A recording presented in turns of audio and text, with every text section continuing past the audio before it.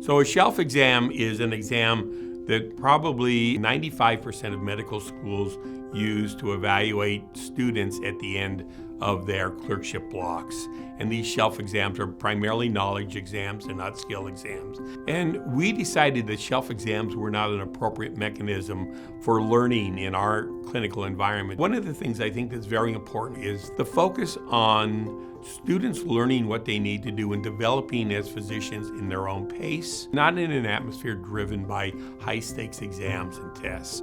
By giving exams in the middle of clinical experiences, we actually are taking students away from the care of their patients. Because of that, you get into this philosophy of saying like, hey, this seems to be a really common concern among patients and I want to learn more about it, as opposed to saying, hey, this is something that's impacting my patients, but it doesn't show up on the shelf exam, so I don't care about it right now. That means that we feel okay spending more time in the wards and we don't feel like we have to rush home and study first thing. There isn't competition between classmates.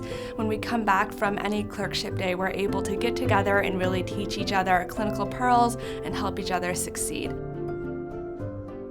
So we decided that we would have a lower stakes exam at the end of every clerkship. These are not anything but pass-fail, because we're really looking at them to develop them as clinicians interacting with patients in those valuable clerkship years. There are ample abilities to do self-assessment, to work with physicians to tackle specifically what your areas of weakness are and encourage people to seek feedback often. As we go throughout our life and our training, we're going to need to take ownership of our own learning for ourselves and for our patients. It is something that is more important than grades.